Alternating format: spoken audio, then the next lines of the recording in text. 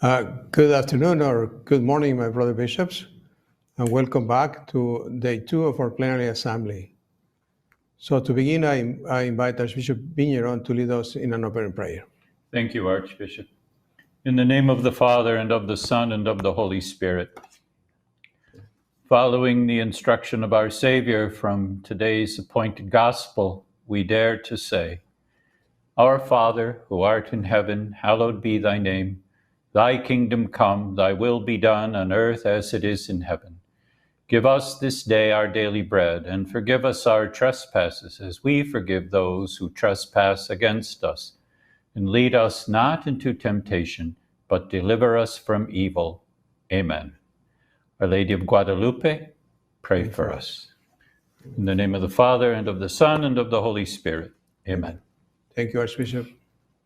Brothers, thank you for your patience yesterday and also for the good conversation that we had. So I hope that today we continue our conversation as sign of our commitment to serve our people in the United States. So, brothers, I now welcome and introduce to you via recorded address Mrs. Susan Healy, Chair of the National Review Board. After her address, Mrs. Healy will be available for questions. Good afternoon, Your Eminences and Excellencies. My name is Suzanne Healy, and I thank you for the opportunity to address you as the Chair of the National Review Board. This is our second time meeting virtually, and I really look forward to the day when I can address you in person and engage in conversation with you about the collective thinking of the NRB. The United States Church has been implementing the Charter for close to 20 years. The annual audit from Stonebridge Business Partners is the vehicle to measure compliance with the Charter for the protection of children and young people. The safe environment trainings, background checks, letters of suitability, and codes of conduct have an impact on creating safe environments and the slow journey on changing the culture. Such endeavors have protected children. However, the change of culture cannot be complete unless everyone follows the rules. In the 2020 audit, 4,250 total allegations were reported, but as we know, those are predominantly historical allegations, mostly from the 1960s, 70s, and 80s. This large number gives the appearance that nothing has changed in the Catholic Church, and we know that is not true. The number of current allegations reported this year is 22, which is less than the previous year. Of course, one is too many. Those 22 represent less than 1% of the total 4,250 reported allegations. And similarly, the 2004 John Jay study found the allegations over the period of 1950 to 2002 represented about 4% of all ordained clergy active in the USA during the time covered by the study. Today, the audit has revealed to us that the number of new allegations of ordained clergy is less than 1%. These numbers are evidence that the great work and efforts you and your diocese or eparchies have done by implementing safe environment programs and policies are truly making a difference. The NRB wants to acknowledge these facts. Nonetheless, it is the hurt and wounds of thousands of historical cases that victim survivors are now reporting years later that we still must attend to. It is the lessons that we have learned in reviewing the few current matters and the larger number of historical cases that we must perfect and put sound practices in place to minimize the risks of such acts again. Focusing on learned lessons helps to restore trust and to create a culture of safety. Bishops have been involved with the child and youth protection since the beginning with the 2002 Charter, and some of you even longer, and then some, like myself, for nearly 15 years, 10 of which I served as a Victims Assistance Coordinator.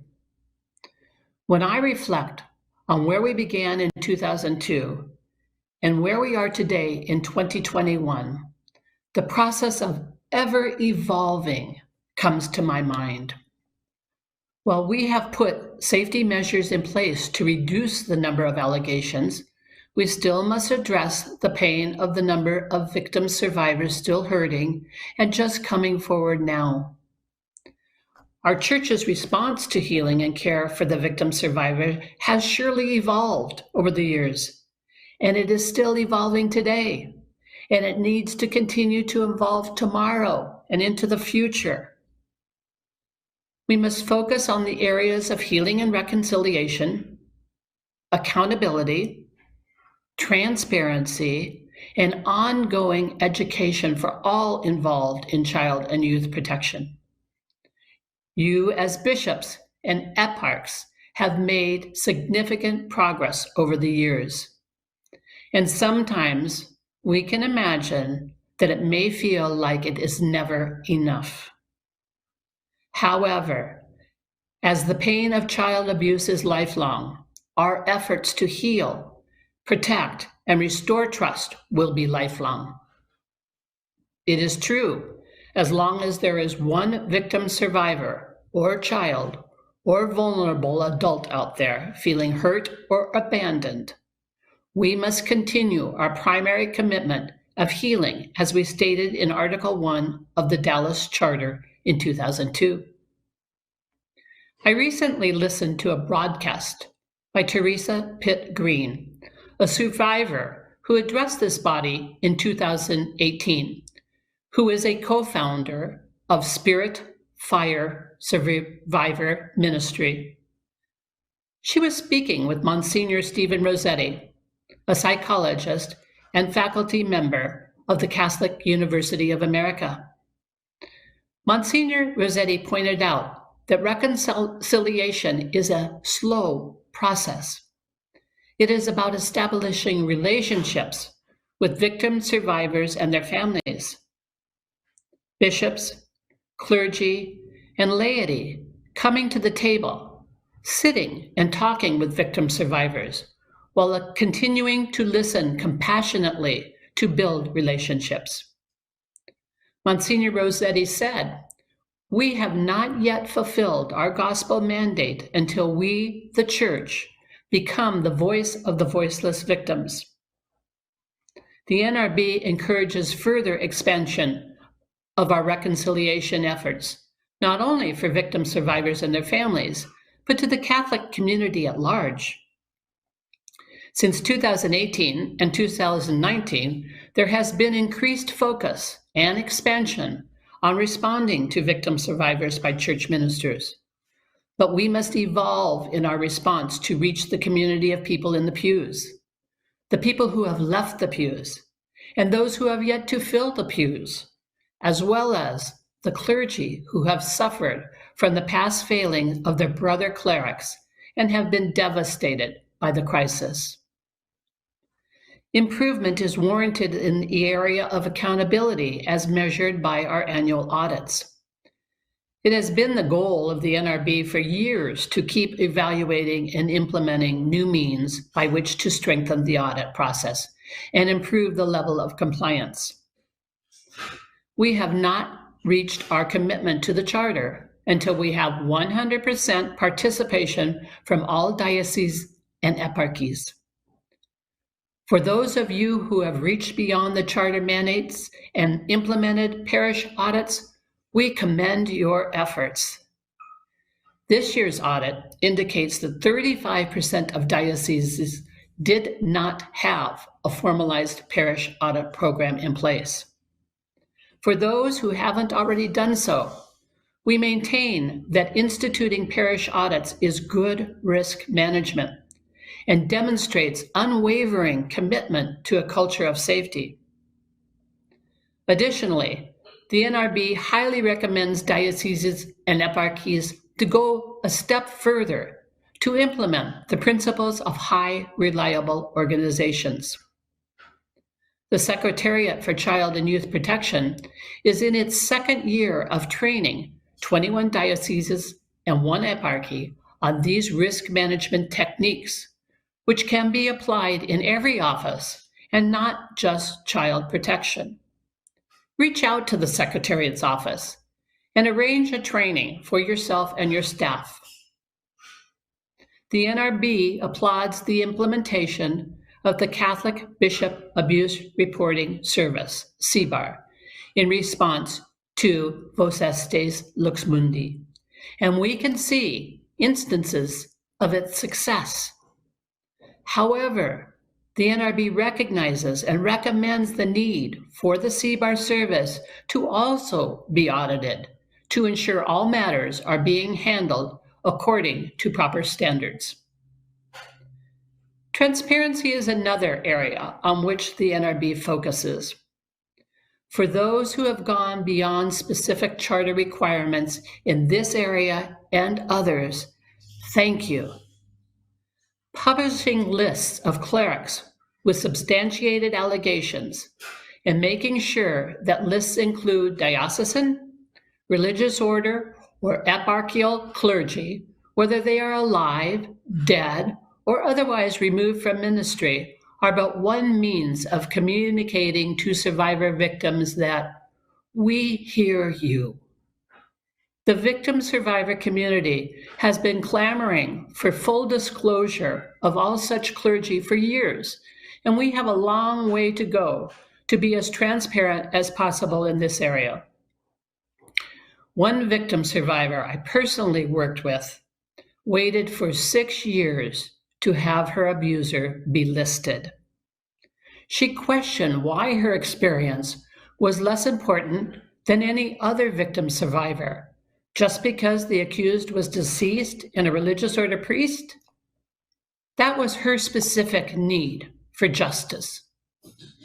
The NRB encourages you to look at such lists as exemplary models of transparency.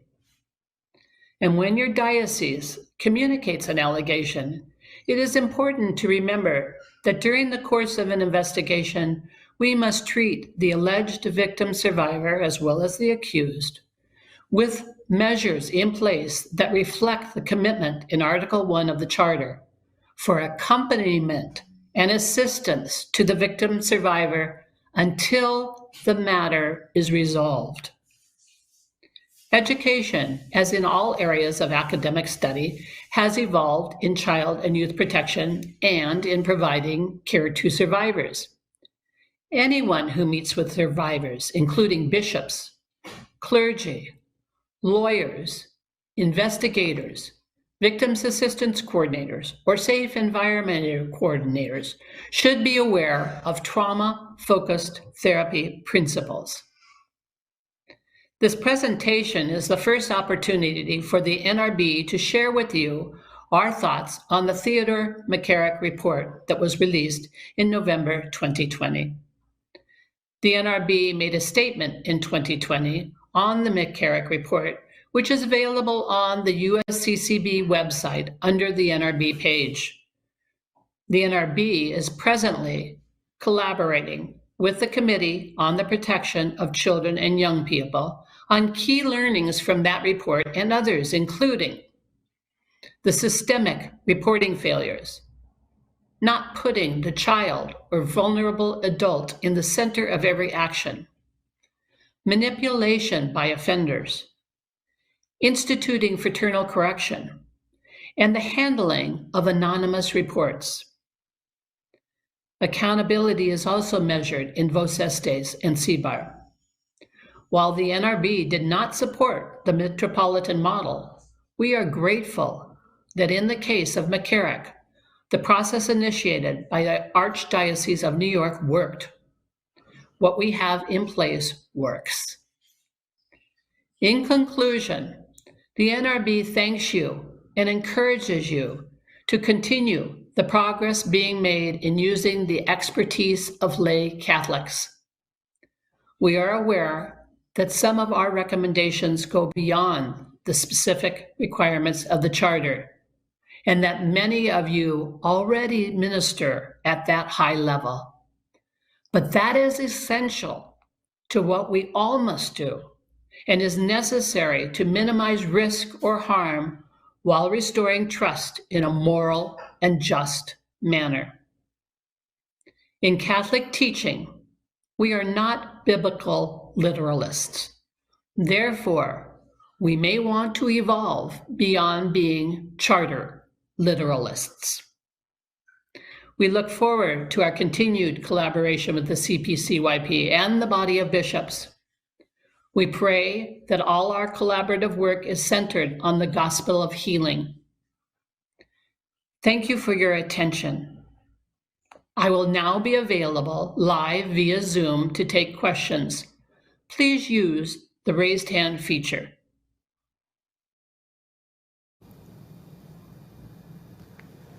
Thank you, Mrs. Healy.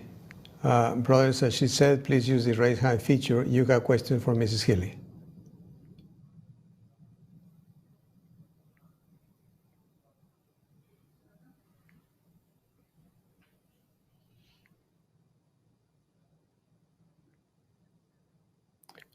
Bishop Soto?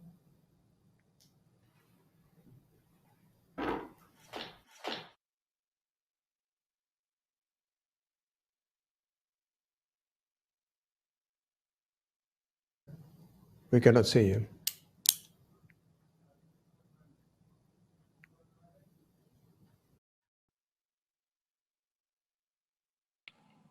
Okay, sorry. I'm sorry in the dark here.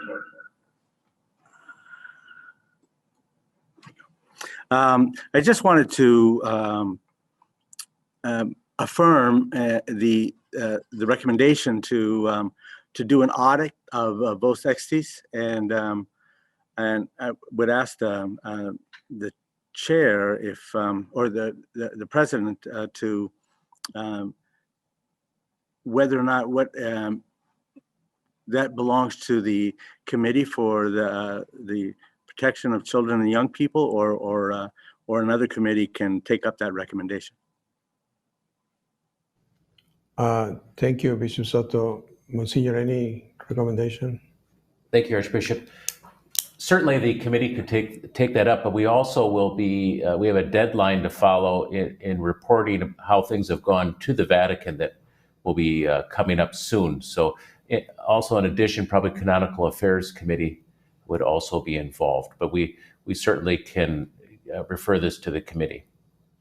Thank you, Monsignor Berg. Now, Bishop Brennan. Yes, just before I was named a bishop a little more than 4 years ago, I was the pastor of a very large multi-ethnic parish in Gaithersburg, Maryland, a little north of Washington. We had 125 catechists, we had a parish school, we had a Boy Scouts, Cub Scouts, Girl Scouts, youth group, we had to go through a lot of training of our volunteers and staff, but I would advocate in favor of the on-site visits, on-site audits, because that's really where you find out what is going on. And we need to know what's going on the ground. Just written reports sent in, they're like virtual meetings compared to being in person. They're not, better than nothing, but they're really not the best. So I would say to brother bishops, support, get your team to do on-site audits in your parishes. It's worth the effort. Thank you, Bishop Brennan.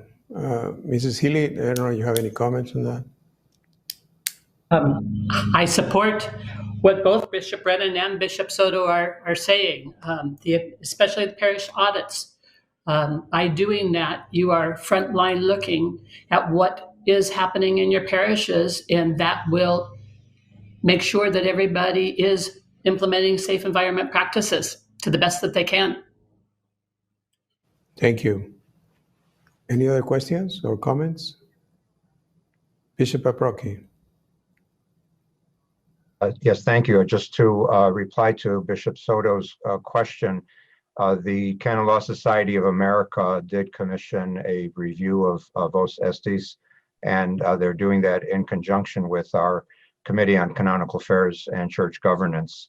So Archbishop Listecki, the chairman of the committee, asked me to represent our committee. I'm working with Susan Mulheron, who is the Chancellor of the Archdiocese of St. Paul and Minneapolis. She's the chairperson of the committee, along with Diane Barr, who's the Chancellor of the Archdiocese of Baltimore, and Monsignor Ronnie Jenkins, who is the Dean of the School of Canon Law at the Catholic University of America, and myself. So the four of us are currently reviewing Vos Estis and should have our work done by the end of the month. And it's not an audit of cases, but it's a review of the document itself, out of which will probably have to come then a review of the USCCB's directives that implemented Vos Estis. So I thought I'd share that information if that's helpful. Thank you. Thank you, Bishop Abrocchi. Bishop Lorenzo?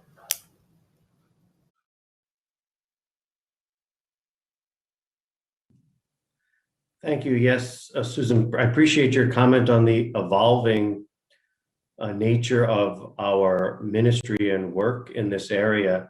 And there are a variety of things that have changed since the charter, Vos Estis, the Vade Mecum, and now Book 6.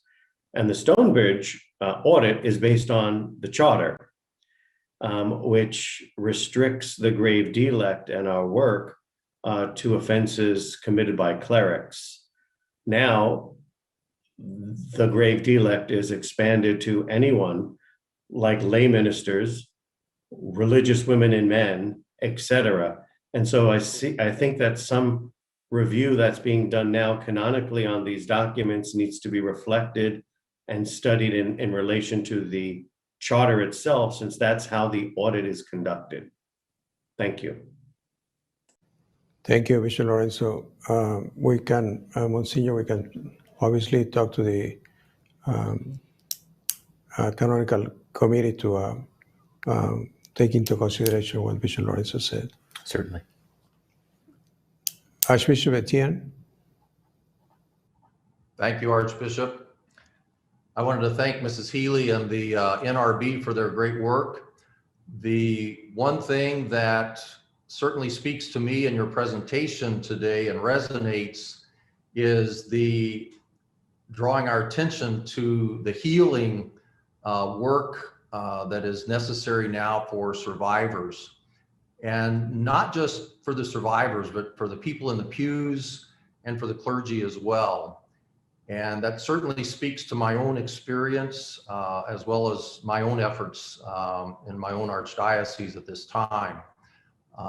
And anything that the NRB can offer in terms of just some practical recommendations as to how to go about that. I think one of the things you mentioned is the trauma-informed therapy or the trauma-focused therapy for survivors. Some just broad principles of training for all of us in that regard is certainly something that can facilitate us to be appropriately sensitive and helpful in our conversations with others. So just wanted to thank you for your report and for that particular part. Thank you, Archbishop. Mrs. Healy, any comments on that? No, I thank you. I support you. And in our committee meeting with the Bishops' Committee this weekend, we talked about how we could help in the area of healing. So we will be talking about that and offering any assistance we can. Thank you. Okay, there are no more questions. So our thanks to Mrs. Healy for this presentation and to all the members of the National Review Board for their important work. Thank you very much. Now, brothers, we turn to Archbishop Jerome Listecki to introduce two causes of canonization that we will take up in action items number 1 and number 2. So, Archbishop Listecki, please proceed. Thank you, Your Excellency. Brothers, Those of you who've had experience conducting a diocesan inquiry for the cause of canonization know that the universal norms required by the diocesan bishop to conduct 3 consultations. 1, a consultation with the faithful, 2, a consultation with the Holy See, and 3, a consultation with other bishops. The diocesan bishop then takes all of the information he received from the 3 consultations into consideration when he decides whether or not to accept the formal libellus. The universal norms describe the purpose of the consultation with other bishops as an occasion to consider the opportuneness of proceeding with the cause at this time. We are not asked, and I repeat, we are not asked to approve the cause or to endorse it. Rather, it's an important expression of our episcopal collegiality when we offer observations related to the cause's advancement in view of the social, religious, or even political significance. Last November, Archbishop Gomez received 2 requests for a consultation of this body on local causes of canonization. The requests are found in action item 1 and 2 of our meeting documentation. We will take each action item in turn. So first, action item 1 concerns the servant of God, Joseph Verbies Lafleur, a diocesan priest. The Committee on Canonical Affairs and Church Governance received the materials you have before you in the action item and now asks, at the request of Bishop J. Douglas Desautels of Lafayette, do the members consider it opportune to advance on the local level the cause of canonization of the servant of God, Joseph Verbies Lafleur, diocesan priest? Thank you, brothers, for your willingness to participate in this important consultation. And I now ask Archbishop Gomez to assist in facilitating the consultation following Bishop Desautels' pre-recorded presentation. Thank you, Archbishop Listecki. Brothers, we will now hear from Bishop Desautels, Bishop of Lafayette in Louisiana, in a pre-recorded presentation on the cause of canonization of the servant of God, Joseph Verbies Lafleur. Bishop Desautels. Joseph Verbies Lafleur lived an extraordinary life in just 32 years. Nurtured by his mother, his calling to be a Roman Catholic priest came at a very early age in Ville Platte, Louisiana, and never wavered. Even though he came from a broken home, this did not stop him from pursuing his dream to be a priest. Although his classmates described him as jovial and with a ready wit, his mettle was forged at St. Joseph's Minor Seminary, St. Benedict, Louisiana, where he was very pious, but also excelled as a student and athlete, and where his toughness and leadership, as well as his determination where competitiveness were developed. At Major Seminary, Notre Dame in New Orleans, Louisiana, one started to see the characteristics that would consume the rest of his life. That is, one of total selflessness, where he exuded the virtue of charity by spending his entire summer vacation teaching catechism and first communicants the Catholic faith. He went on to further live this charitable life as a priest in his first and only assignment as an assistant pastor at St. Mary Magdalene Catholic Church in Abbeville, Louisiana. Here he dedicated much of his time to the teenagers' development through Boy Scouts and co-ed groups, as well as coaching boxing, baseball, football, and basketball. With World War II looming, Father Lafleur felt a new calling to serve as a chaplain in the United States military and volunteered for the United States Army in early 1941, just months before the United States' entry into the war. As chaplain, he displayed heroism beyond the call of duty for the first time when he completely disregarded his own safety at Clark Field on December the 8th, 1941, during the Japanese attack. These actions earned him our nation's second highest honor for valor, the Distinguished Service Cross. Later, as a prisoner of war, his acts of charity became more profound as he seemed to be ever present, and even though kicked, slapped, and beaten, he always sought to better the conditions for the men. Whether it was with his frequent visits to the infirmary, his work in the fields, or by advocating for food or medicine for the men. Even when presented opportunities to evacuate or escape, he knew the men needed him. Therefore, he always chose to stay with them. Eventually, he went to great lengths to ensure he was chosen for a work detail on a Japanese airstrip. After 6 months of manual labor on the airstrip and decreased rations, he ended up on a Japanese hell ship, bound for Japan, when American forces were in the process of retaking the Philippines. Rations became quite meager, and Father Lafleur continued to show the charity he had displayed throughout his life as a priest, giving away what little rice and water he received, and organizing the men in the distribution of the rations. In the final culminating moments of his life, he calmly led the men in prayer as an American submarine torpedoed their unmarked ship. He would refuse to leave the ship with men still below the deck, and was last seen helping men out of the hold of the ship. Just after the war, Father Lafleur's mother was also given his Purple Heart and Bronze Star medals. In October 2017, for his actions as a prisoner of war, Father Lafleur was posthumously awarded a second Distinguished Service Cross and a second Purple Heart. During a memorial mass just after the war, Father Gerard Fry, later Bishop of the Diocese of Lafayette, delivered the eulogy, eloquently stating, "His life as a priest was short, but it was full. He crowded into 6 years the experience and the accomplishments of a lifetime. He did not build churches or schools.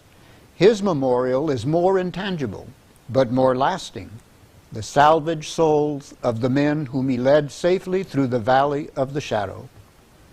He did not grow old in the service of the church, but he served her better than most of us can ever hope to do." The people of Louisiana and the Diocese of Lafayette is most pleased to have had a priest who so completely exuded the virtue of charity and lived as an example of Christ. Thank you, Bishop de Sotelo. Brothers, does anyone wish to offer any observations on this cause? If so, I ask that you use the raise hand feature in Zoom to be brought to camera. Bishop de Sotelo, if you wish to add any observations, please use the raise hand feature as well.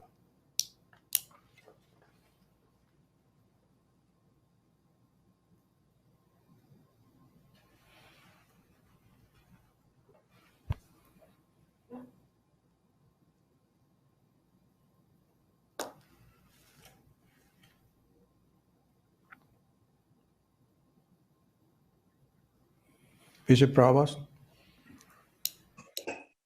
Yes, thank you, Archbishop. I thank also Archbishop Listecki for his assistance and appreciate Bishop Desatel placing this request before the conference. I am well aware that this is to allow for the cause to advance locally, but I would wish to offer a favorable response to this action to advance that cause. For 8 years, in the late 70s and early 80s, I was assigned to the parish at which Father Lafleur had served in his first assignment. At that time, still living were a number of older parishioners who recalled with affection and with great affection and the pastoral zeal and devotion of Father Lafleur to his priestly duties. This experience remained with me throughout my priesthood, and I'm pleased to add my testimony to this action. Thank you. Thank you, Bishop Provost. That's very helpful too. Anyone else? Archbishop Broglio.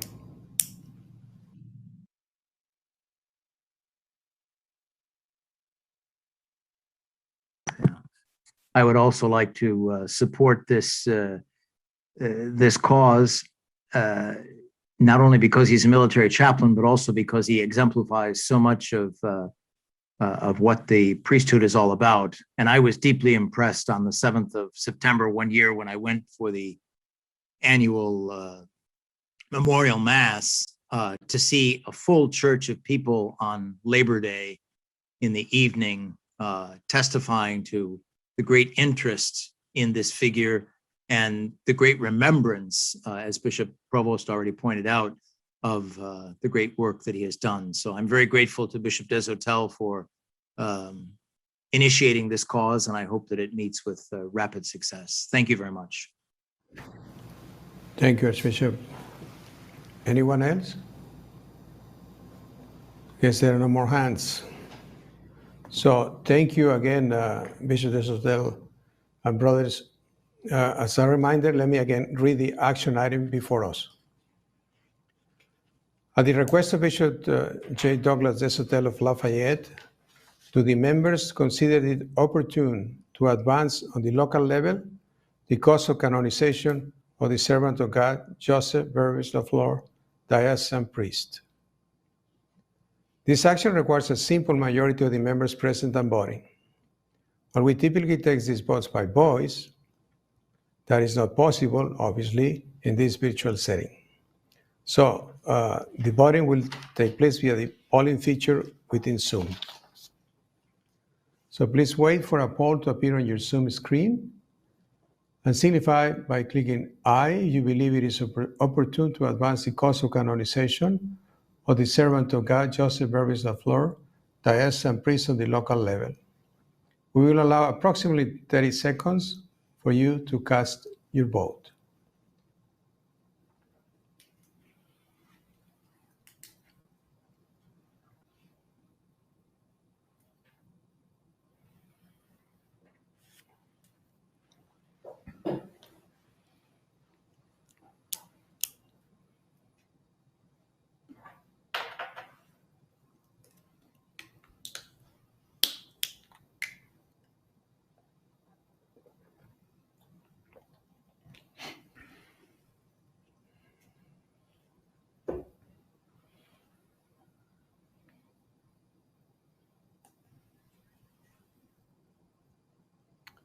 So, Monsieur Borrell, can you give us the result of the... Yes, Archbishop, 99% are in favor.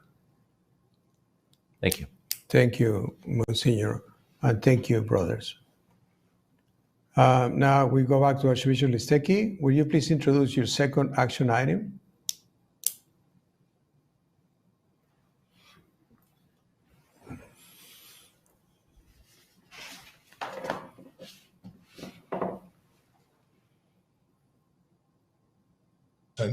And concerns the cause of canonization of the servant of God, Marinus Leonard Leroux, a professed brother of the Order of Saint Benedict. The Committee on Canonical Affairs and Church Governance reviewed the material submitted by Bishop Sweeney and now moves.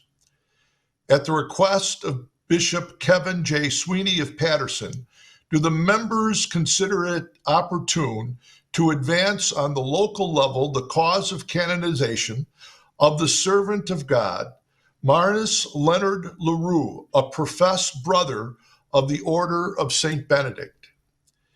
Again, I ask Archbishop Gomez to assist us by facilitating the consultation following Bishop Sweeney's pre-recorded presentation. Thank you, Archbishop Listecki. Brothers, we will now hear a presentation from Bishop Kevin Sweeney concerning the cause of canonization of the servant of God, Marinus Leonard Leroux, a professed brother of the Order of St. Benedict. Bishop Sweeney, the floor is yours. Thank you, Archbishop Gomez, Your Eminences, and Your Excellencies. It is truly an honor for me to have this opportunity to address you this afternoon for a few minutes. Soon after I was ordained and installed as the Bishop of Paterson, just about a year ago, on July 1st, I learned that my predecessor, Bishop Arthur Serratelli, had sought and received permission to open the cause for beatification and canonization of Captain Leonard Leroux, also known as Brother Marinus, OSB. Soon after my ordination, I began to learn the story of Captain Leroux, who after a distinguished career with the Merchant Marines, had entered the Benedictine Abbey of St. Paul, located here in the Diocese of Paterson in Newton, New Jersey. In March of 2017, Bishop Serratelli had been contacted by Father Sinclair Oubre, director of the Apostleship of the Sea.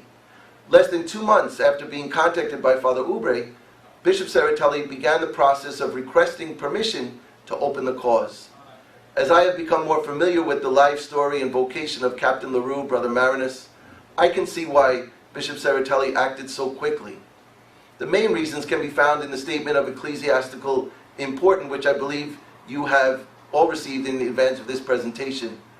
First and foremost, it is my conviction that Captain Leroux's example of virtue will surely inspire many seamen and merchant mariners to pursue a life of holiness. Although our history knows many patron saints of sailors and navigators, Captain Leroux would be the first contemporary mariner to be beatified.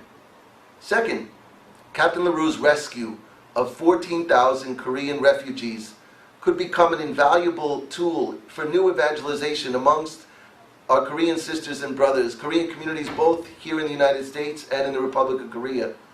It is reported that over 1 million Koreans are now descendants of the refugees from that ship, the Meredith Victory, including the current president of South Korea, Moon Jae-in.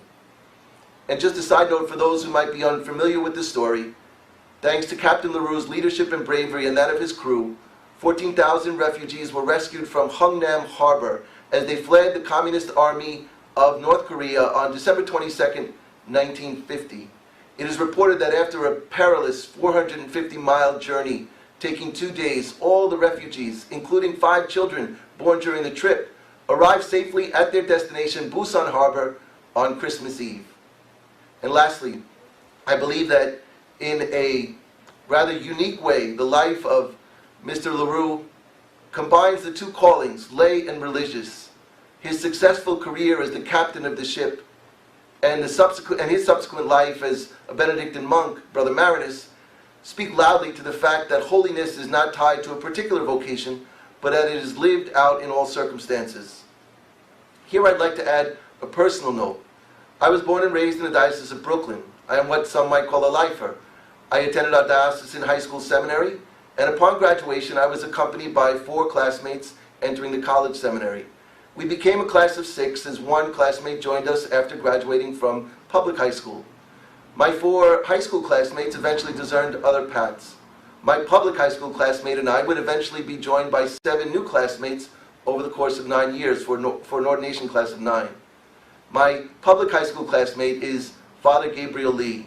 His parents were born in Korea, and he is one of many priestly vocations that have come from the Korean Catholic community in the Diocese of Brooklyn, especially during these last 25 years.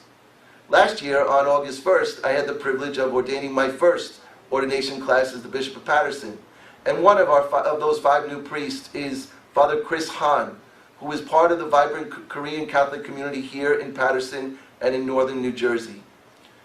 You can learn how beloved Brother Marinus, or Captain Leroux, is in the Korean Catholic community, both here in the United States and in the Republic of Korea.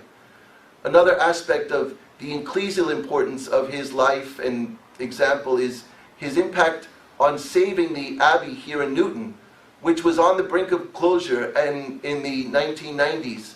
In the early 1990s, when the Benedictines in Korea heard of this, they sent 6 monks who continue to serve in the Abbey, which is now a center of the Korean Catholic youth ministry, not only here in New Jersey, but in New York City and the surrounding area. While I did not know of the life and example of Brother Marinus until I came here to Patterson, I did know of the fruits of the example of his life and holiness, especially in the Korean Catholic community. I believe that the cause of Brother Marinus could lead to another American citizen being raised to the rank of venerable or higher, and who could become the first saint from the merchant marine community and the apostleship of the sea. I thank you very much for your time and attention today, and I respectfully ask you to please prayerfully consider giving your approval to support this cause moving forward. Thank you so much, and God bless you. Thank you, Bishop Sweeney. Another beautiful, first of all, thank you for sharing with us your own experience and also a beautiful example of heroic Christian life. So, brothers, does anyone wish to offer any observations on this cause? If so, again, I ask you to use the raise hands feature in Zoom to be brought on camera. Bishop, I think we don't have bishops. Bishop Cahill.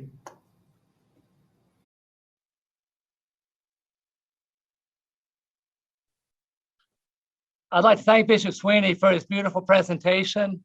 And on behalf of all of our Stella Maris chaplains, thank him for advancing the cause. I believe Brother Marinus will be excellent for our mariners, seafarers, especially these difficult times, especially as we're focused on Eucharist, a source of strength for our lives and some of the challenges that our mariners face every day.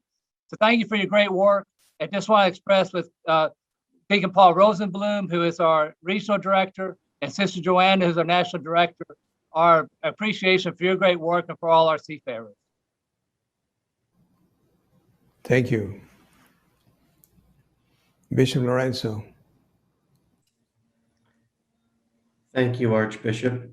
My own monastery is located also in the Diocese of Patterson, St. Mary's, and there was a great collaboration between St. Paul's Abbey and St. Mary's Abbey, and I knew Brother Marinus in the 70s and 80s, and he was truly a good, humble, and holy monk. At his funeral, which I attended, Koreans from all over the country, as well as from South Korea, attended to honor him and to express their gratitude for his heroic work during the Merchant Marines. I strongly support his cause. Thank you. Thank you, Bishop Lorenzo. Any other comments? Bishop Sweeney, any other comment?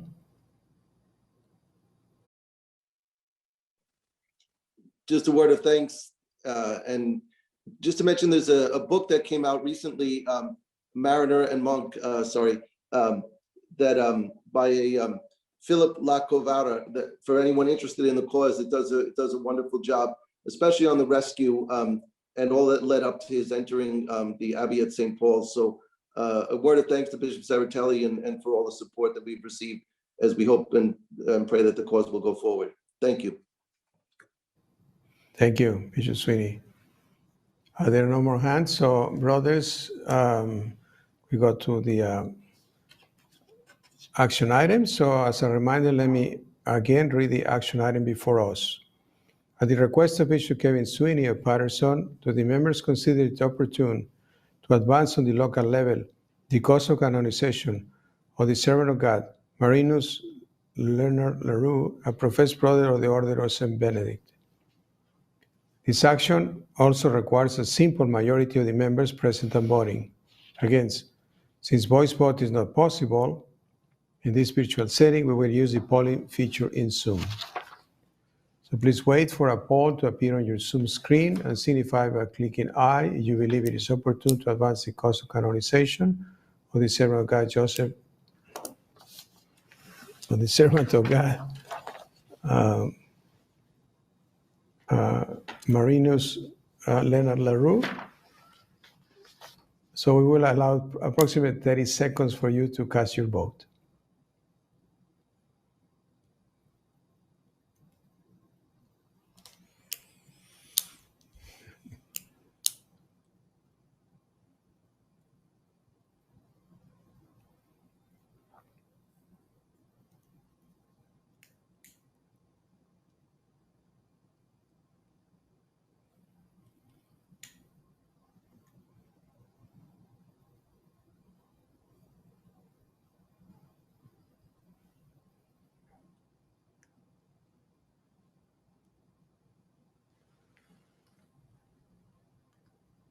Okay. Monsignor Bartlett, do you have the result? Archbishop, 99% are in favor. Therefore, both causes for canonization, both actions pass. Thank you, Monsignor, and thank you, brothers. Thank you very much, brothers. So we go to next action item. So next is Bishop James Wall, chairman of the subcommittee on the Native American Affairs. Bishop Wall has pre-recorded his presentation for action number 3, which is the development of a new formal statement and a comprehensive vision for Native American and Alaska Native ministry. Bishop Wall will be available live for questions after his address.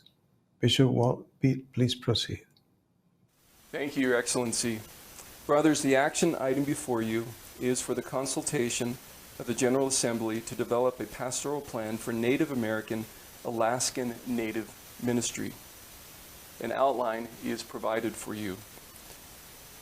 In October of 2019, Catholic Native leaders from throughout the United States were invited to a listening session sponsored by the bishops on the Subcommittee of Native American Affairs.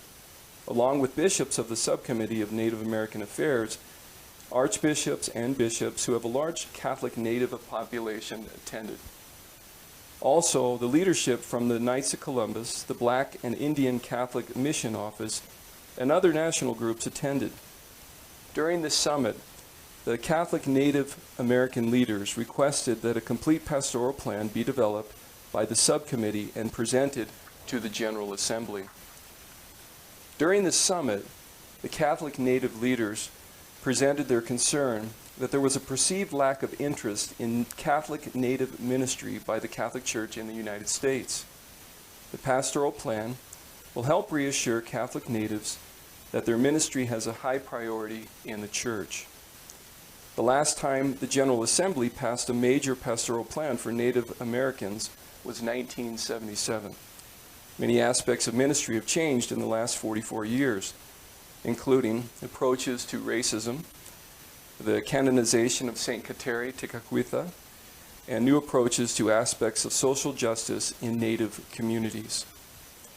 Pope Francis, in his writings and talks, have made Indigenous peoples a priority in the Universal Church.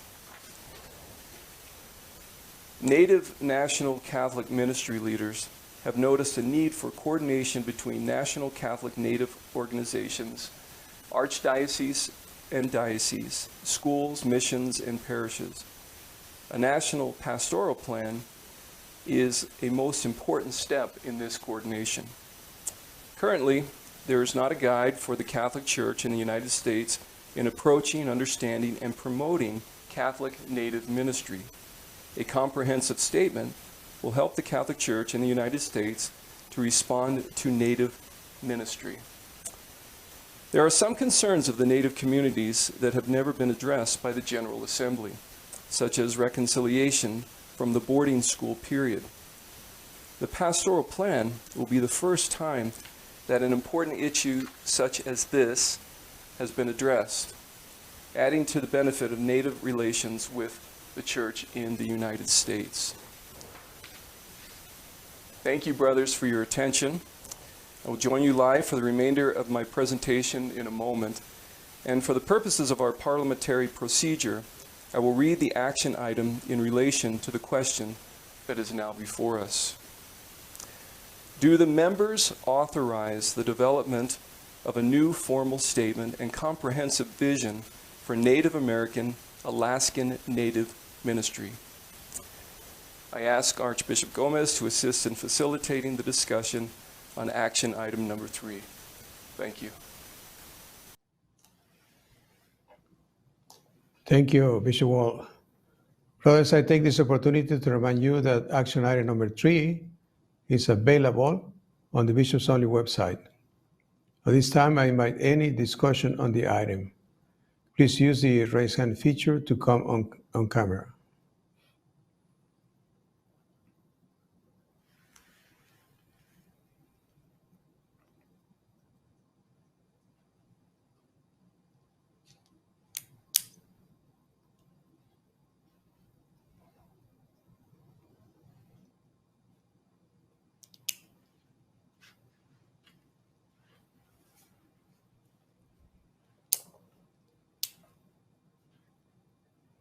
Archbishop Hebda.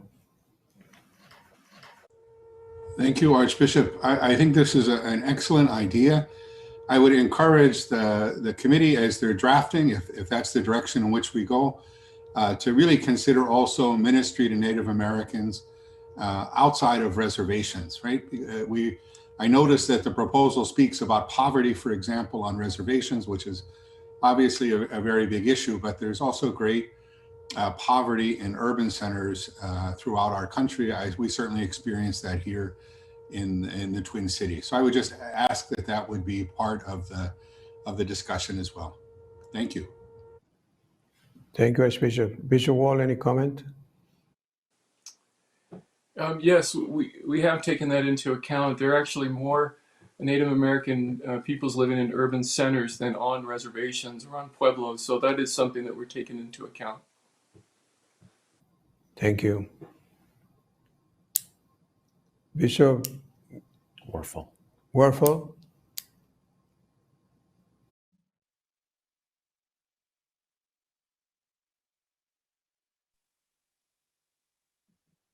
Having served in Alaska as a priest and bishop for 26 years amongst Native Alaskans, and now Montana for the last 13 years of many of the High Plains natives.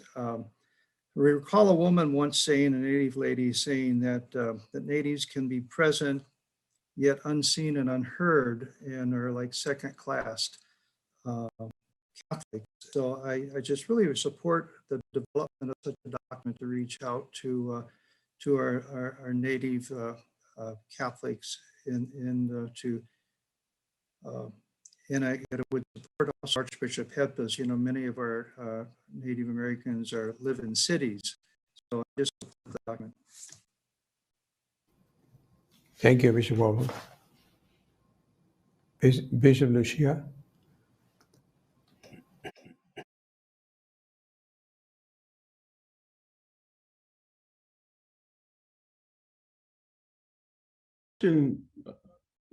That I would like to raise, maybe to Bishop Wall, is if they've considered in drafting this document, they're going to talk about the residential schools, but also if there's any consideration even to go back a little bit farther and look at the doctrine of discovery. The reason I bring that up is because it was just brought up to me this morning in another meeting I had right here in Syracuse. And so I just raised that as another possible area. No document can say it all, but it is a concern that was raised with me just this morning. Thank you. Bishop Wall? That has been a part of our discussion at the Subcommittee for Native American Affairs over the last few years. And so it is something that we will take into account when we address this. Yeah, it's very, very, very good point. Great. Thank you, Bishop Wall. Archbishop Etienne? Thank you, Archbishop. I'd just like to speak in favor of this proposal. Certainly in my years as bishop in Wyoming and again in Alaska and now even in Washington and Seattle, I've grown to love our Native American people, our Alaskan Native people. And I think this particular proposal is very timely and much needed, and want to speak in favor of it. Thank you. Thank you, Archbishop. Bishop Ricken? Yes, I too would like to weigh in favor of this wonderful idea and opportunity. There's a lot of need for healing among the Native American community, between the Anglo community and the Native American community. Having served in Cheyenne and here in Green Bay as well, there are tremendous, tremendous needs.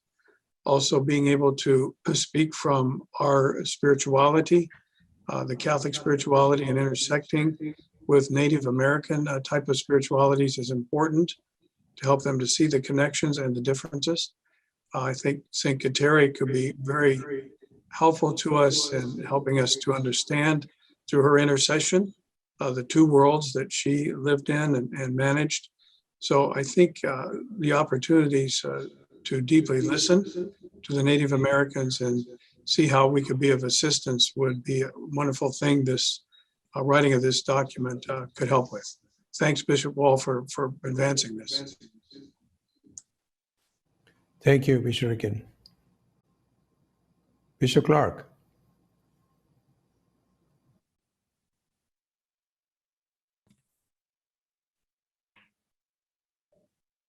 You. Bishop Bigler.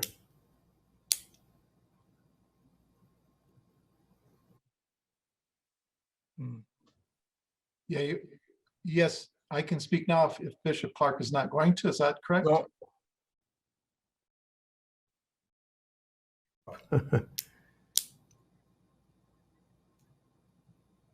Bishop Bigler, just go ahead. Sure. Yeah, I just want to briefly speak in support of this proposal. Also, by both ministers, a priest and a bishop in different dioceses with Native Americans and from an area of Native Americans myself. Just to reiterate or support also the comment regarding the need for a greater understanding of the history of what's happened here.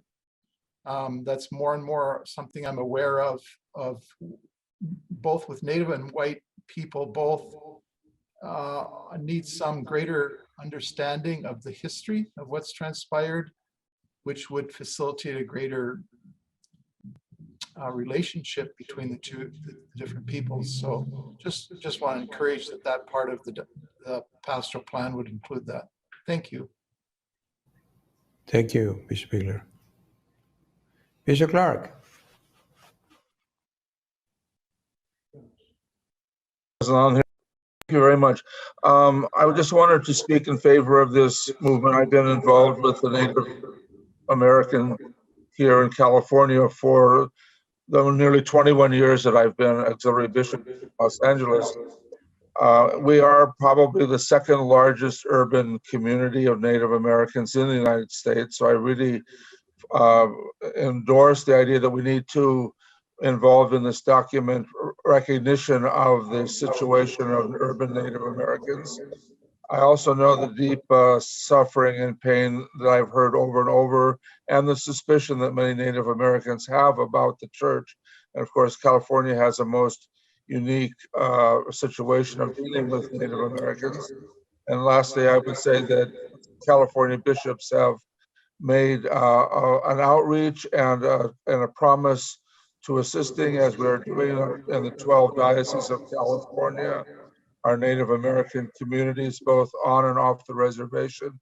So I would highly endorse this, and I hope that Bishop Wall would include some representation from bishops or dioceses with large urban Native American communities.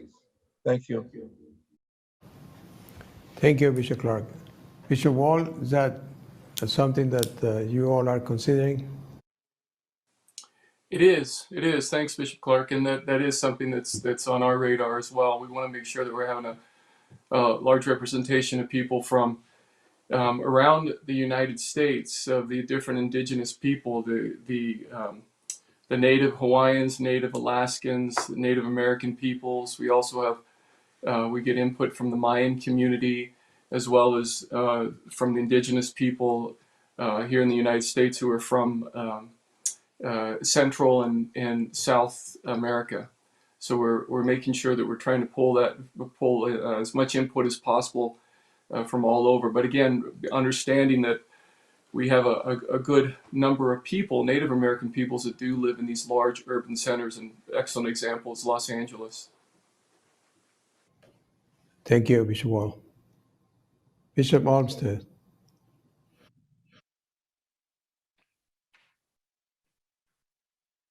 Thank you very much for the opportunity to speak. I would like to just raise up the fact that we not only need to look at the past, the residential schools in the past, but also the Catholic schools we have now that are serving our Native American people. We're very blessed to have St. Peter's Indian Mission School here in the Diocese of Phoenix, and it does a really great job. The Franciscan sisters there in a particular way, and the Franciscan friars as well. I would also say we should not forget that COVID had a really terrible impact on Native peoples, certainly here in Arizona. And so the health and the well-being of our Native brothers and sisters, I think, is very important.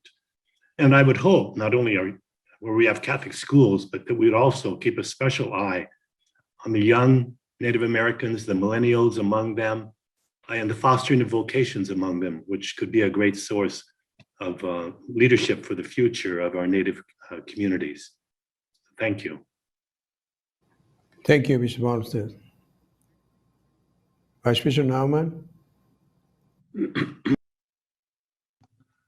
Yes, I want to also speak in favor of this. We're fortunate here in Kansas to have the Potawatomi Reservation, and we're proud that Archbishop Chaput is a member of that nation, and celebrate the contributions they've made.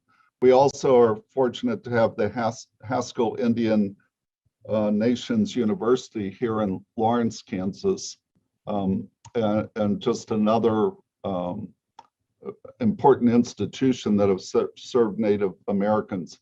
And finally, our only canonized saint to live in the Archdiocese, St. Rose Philippine Duchenne, came here to accompany Native Americans. So I think this is an excellent recommendation and effort, and we thank Bishop Wall and his committee for doing it. Thanks.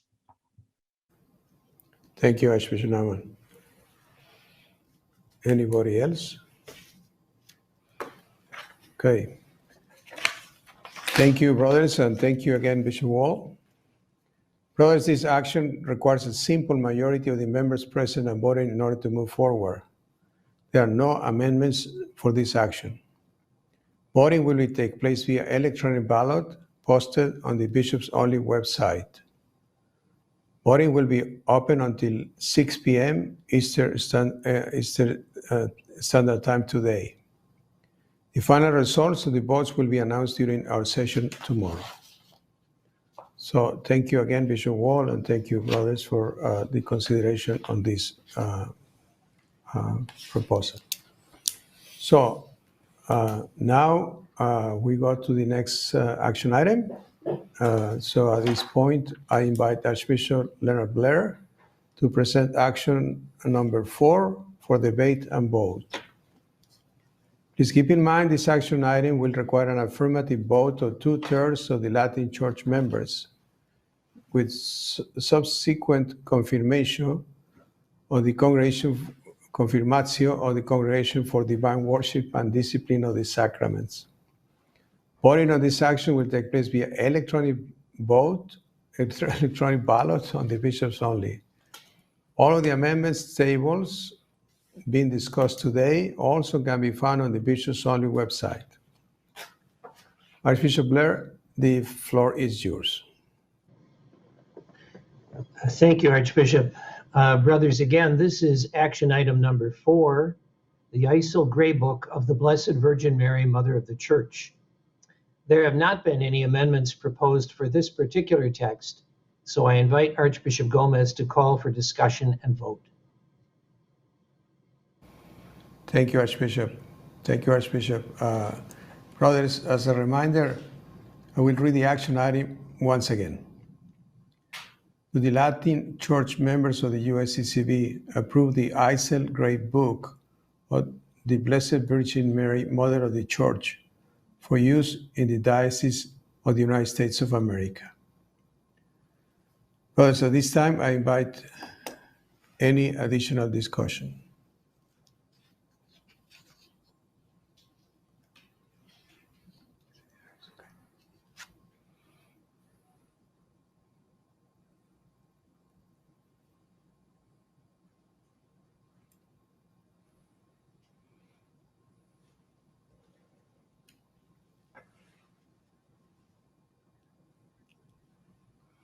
Bishop Soto, but you got to turn your camera on.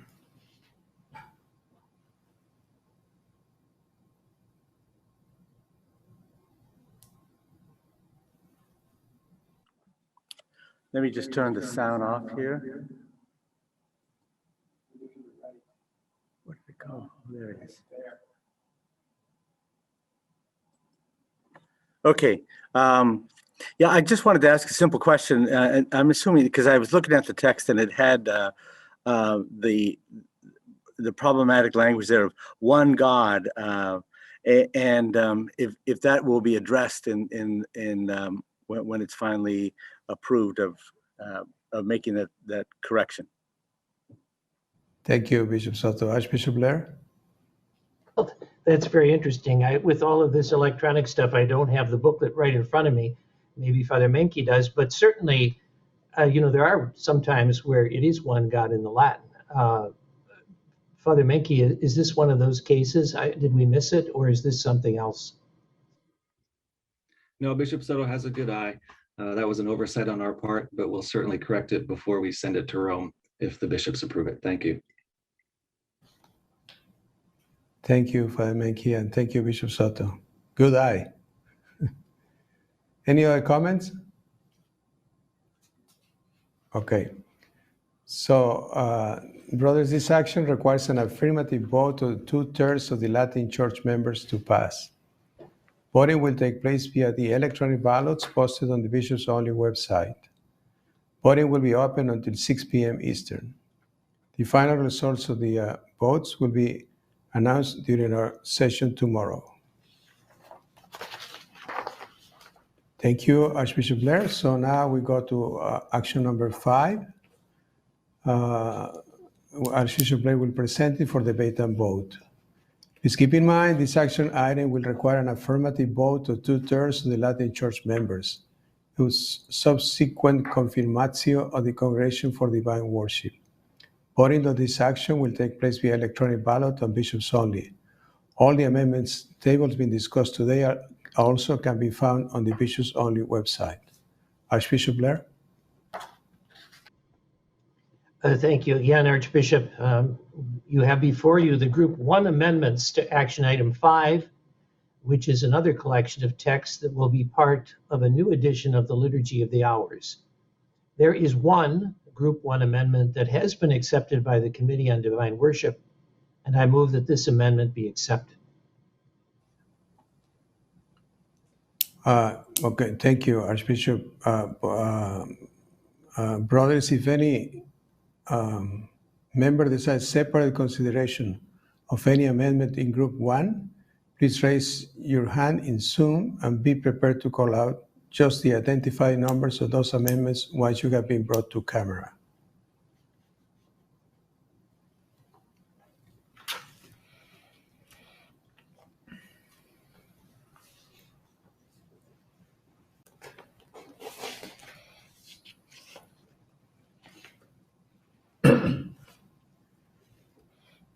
Bishop Thomas. Thank you, Archbishop. Mine is not referring to a particular amendment, but it's more of a question that I would like to ask about a stylistic editorial question regarding all of the intercessions as they are presented. So I wonder if this would be the moment to be able to present that question to Archbishop Blair. I'm not sure. During the discussion, I think it's gotta be, or maybe Archbishop Blair, you have any comment? We can just. Well, I certainly would try to answer any question I can. Again, with this electronic stuff, I am a little bit at a handicap. I'll try to find the text here. But if you determine, Archbishop, that it's appropriate in this part of the conversation, I'll do my best. I mean, we're just voting on the amendments, so I think we probably better wait to later on to talk about that. So let's go back to see if there is any other amendment that one of the brothers wants to bring to our consideration. Bishop Thomas, we can talk about that later on.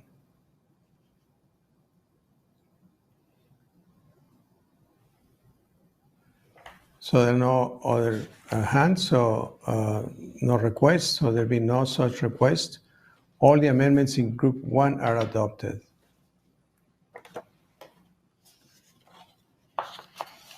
Thank you, brothers, for your consideration of Group 1 amendments. Now I ask Archbishop Blair to lead us through the Group 2 amendments.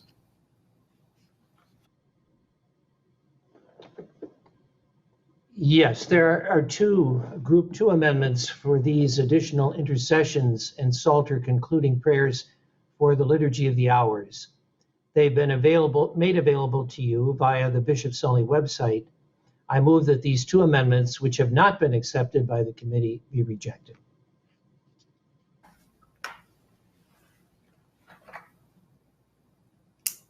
Thank you, Archbishop. Brothers, if any member desires separate consideration of any amendment in Group 2, please raise your hand via Zoom, and when brought to camera, call out just the identifying numbers of those amendments.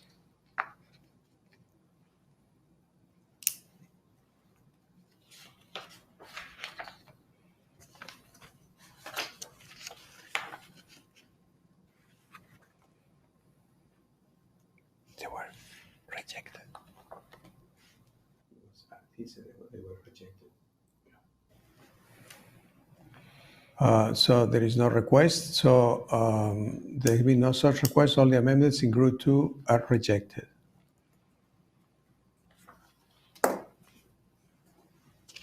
So before moving on with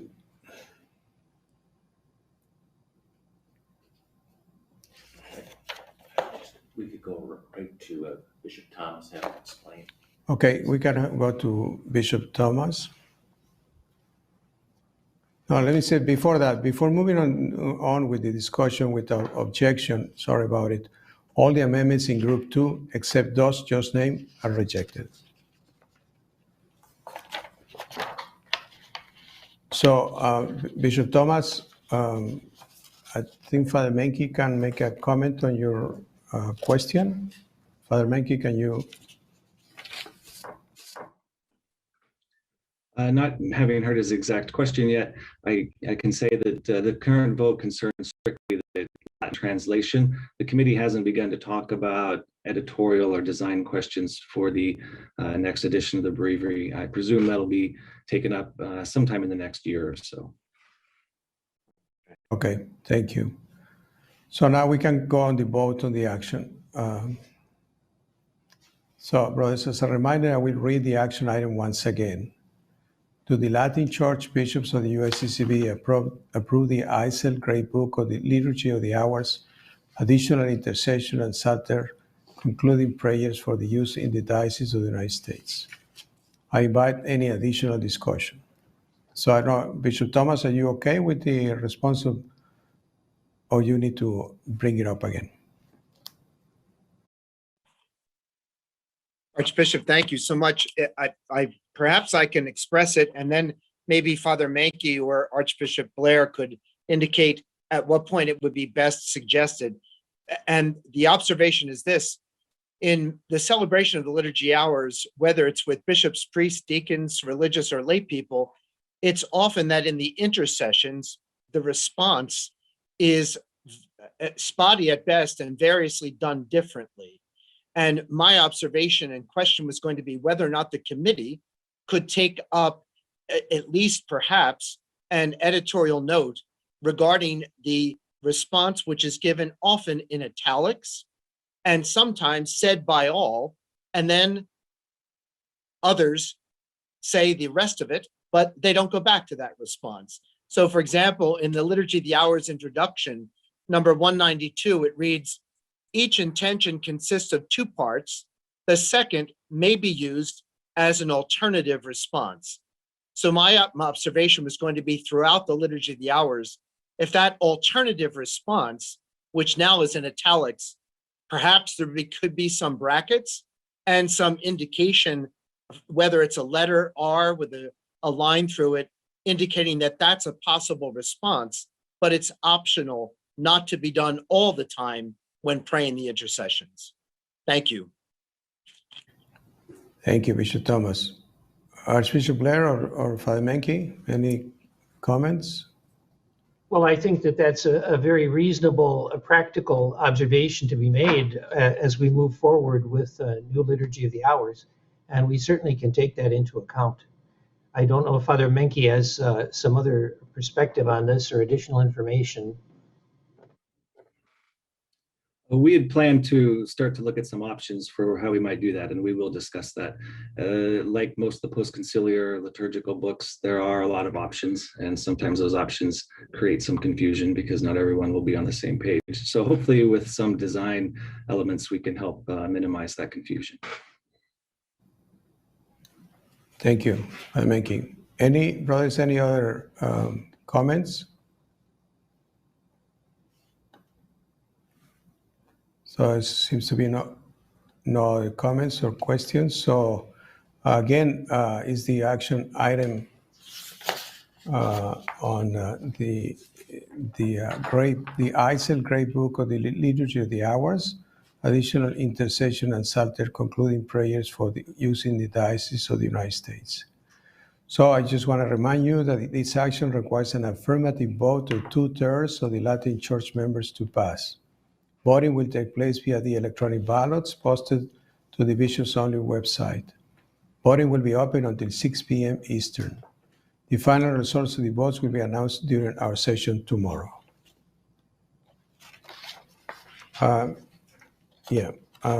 Now we can go on action number 6. Action item number 6. So Archbishop Blair will now present it for debate and vote. Again, keep in mind this action item will require an affirmative vote of the 2/3 of the Latin Church members and with the confirmatio of the congregation. Voting on this action will take place via electronic ballot on Bishops Only. All the amendment tables being discussed today can also be found on the Bishops Only website. Archbishop Blair, please proceed. Thank you, Archbishop. Action item number 6 is a New English translation of the Order of Penance. No amendments have been proposed for this text, so I ask Archbishop Gomez to call for discussion and vote. I'm ready for it. Thank you, Archbishop. So there are no amendments for action number 6. Brother, as a reminder, I will read the action item once again. Do the Latin Church Bishops of the USCCB approve the ICEL Great Book of the Order of Penance for use in the Diocese of the United States? Is there any additional discussion?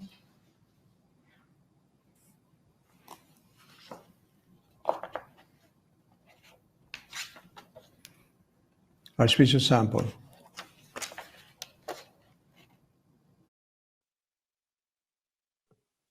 Thank you, Archbishop Gomez. It's not a comment on the translation itself, but just maybe when this is promulgated, presuming we get the recognitio of the Holy See, I think it would be a good time when the new rite of penance and the translation is released to remind confessors to actually use the formula for absolution.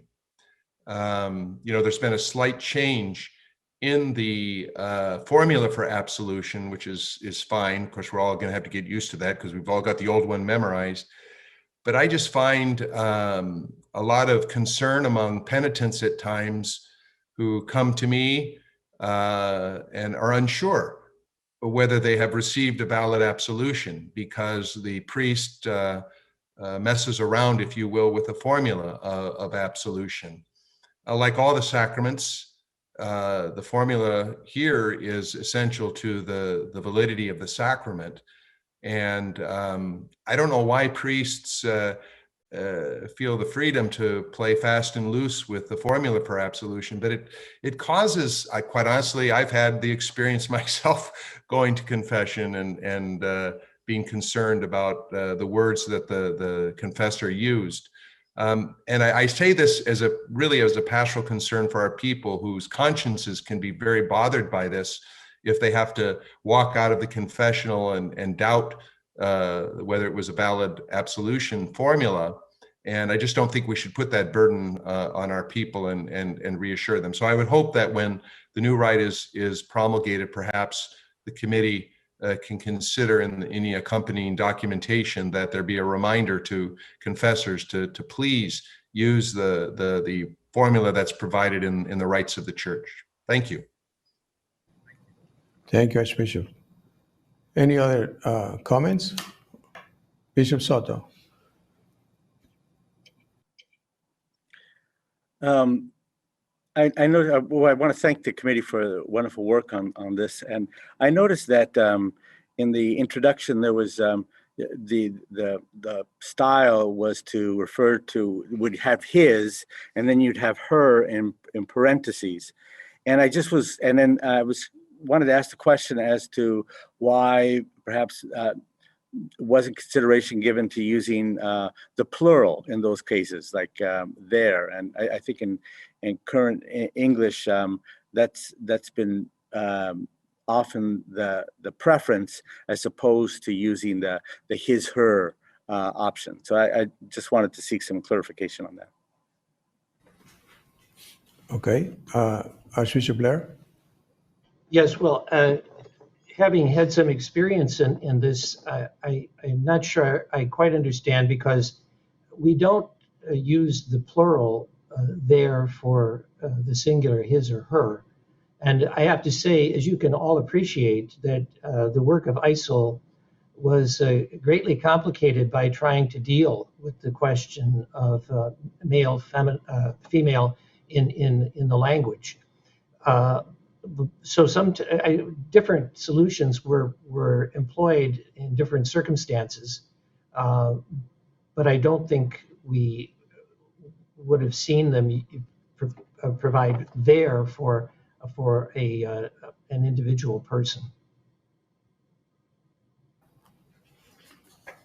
Thank you, Archbishop. Any other comments or questions? So, brothers, this action requires an affirmative vote of 2/3 of the Latin Church members to pass.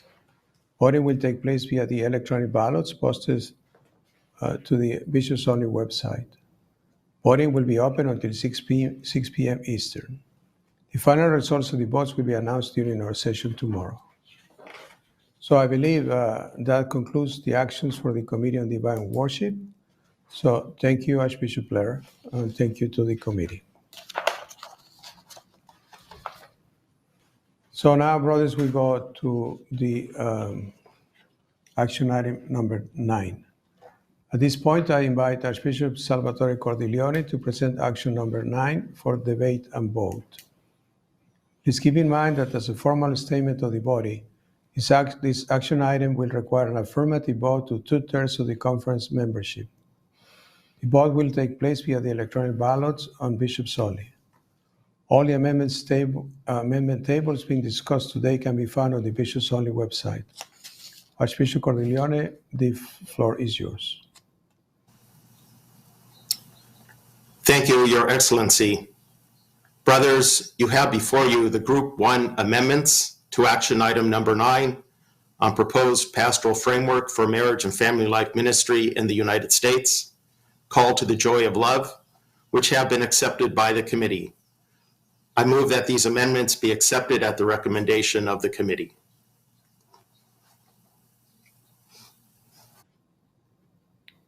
Okay.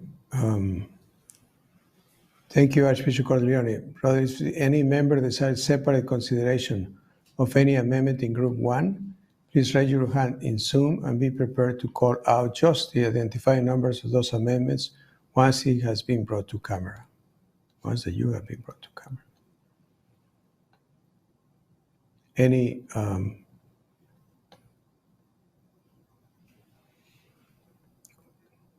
Colonel Supich.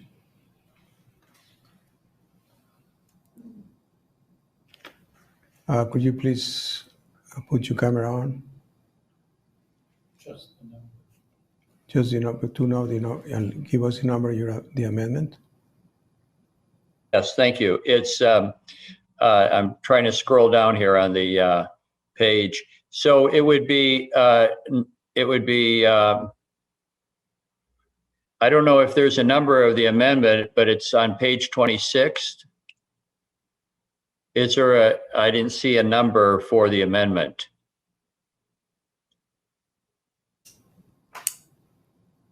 And thank you, Your Eminence. Anybody else is?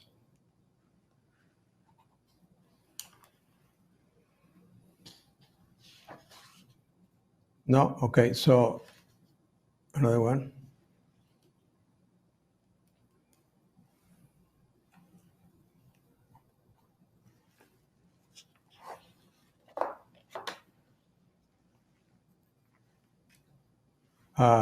If you have any requests, please. Karen Supich, you want to make another comment? Thank you. I just wanted to talk about both of the amendments that I made. And there was no number to them, only the page number where I refer these to. So I think we're both on page 26. There are some others, and we need to. Anybody else? Okay. So before we talk about the amendment from Karen Supich, first, without objection, all the amendments in Group 1, except the ones that Karen Supich is talking about, are just adopted. So now we go to to that amendment from Karen Supich. Can you state the amendment, Karen Supich? Thank you. Let's see here. Trying to navigate this thing. So this would be lines 1031 and 1032. And I'm grateful for the committee for accepting this. I would just add that with the footnote, that you would also have Amoris Laetitia 304, because that deals with the rules of discernment. 307 deals with the logic of mercy. And so both of those are mentioned in the amended text that you have. And I would just ask that other footnote to quote. And then the other one is, let me look here. This would be lines one. It would be one. Let's see here. Yes, 1010 and 1011. Again, I'm grateful for the consideration of my amendment being accepted. I would just add in the footnote, if you could be good enough to put, as you have Amoris Laetitia 291, I would put 291 FF following, because that really takes in the 2 points again that deal with the amendment that I'm making. Thank you. Okay. Thank you, Your Eminence. Archbishop Cordileone, any comments?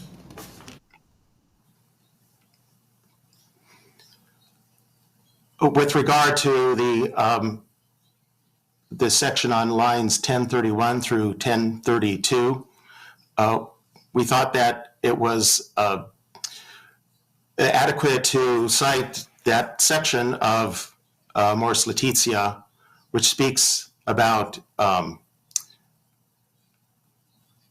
excuse me, I'm trying to find it right now.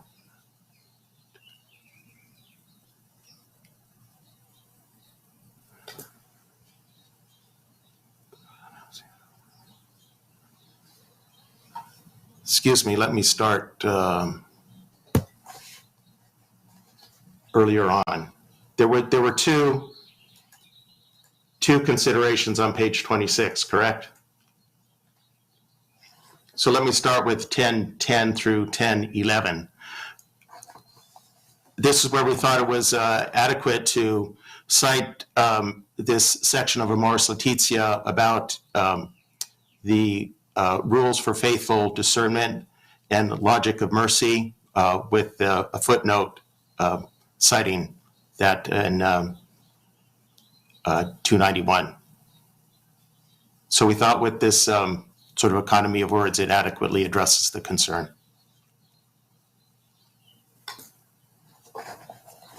91 is a beginning. Karen Supich. Can I speak? Yes. I was just saying that, can you hear me? I'm sorry. We can. You can. So I'm just saying that I appreciate that very much. I think 291, the beginning of the chapter, is adequate. I would just put, I would just ask 291 following, just put FF, because it really does deal with those two questions as that text follows beyond 291. That's the courtesy I'd ask. The second one, also, you cite 307 of Amoris Laetitia, which is great. That has to do with the logic of mercy, but 304 has to do with the rules of discernment. And that would be apropos given the amendment that's been accepted. That's all I'm asking. Thank you, Reverend. So, Archbishop Cordileone, does that is acceptable to you, or do we prefer not to do it and we can vote? To include 304 and 307, I think would be acceptable, since it's corrected. 304 does speak more explicitly about the rules of discernment. Okay. Thank you. So, so it's accepted by the committee. I think we can move on. So, Bishop Massa. Yes, thank you. I had submitted near the, at the very last minute, it was around 5:58 or 5:59 or so, a second amendment for, on page 40 of the document, that quoted Amoris Laetitia paragraph 247. I just wondered if the committee received that amendment, which was really an addendum to my addition of the word possibilities. Archbishop Cordileone, maybe you could answer that. It may have been received but then rejected, but that was in addition. I don't know if it made it by 6 o'clock. That was the deadline for the amendments. Last night, you mean? Archbishop Cordileone.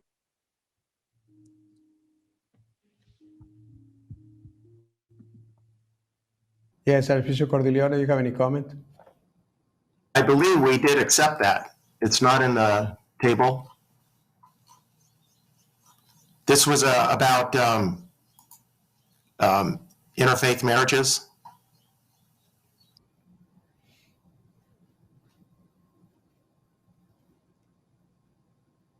Self, or, but also to the broader Christian unity movement.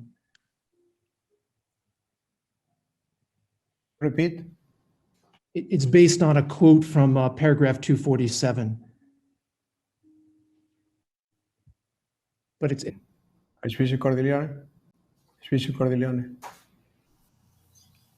As I recall, we did accept that. If I don't have the text in front of me because with the this electronic format, but I do believe that this was the section about mixed interfaith and ecumenical marriages, about the challenges, but also opportunities.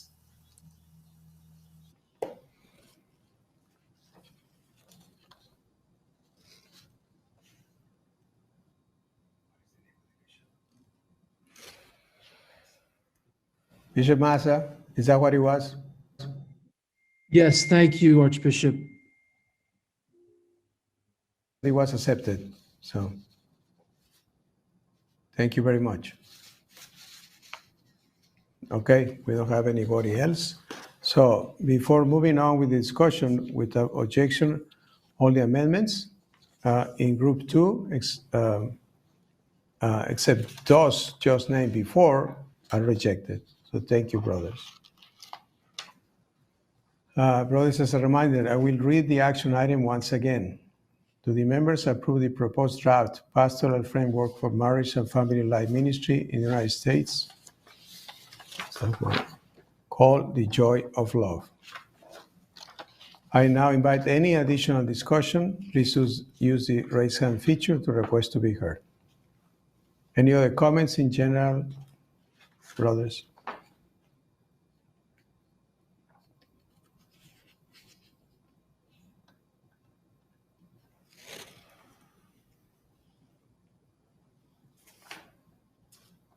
No more comments?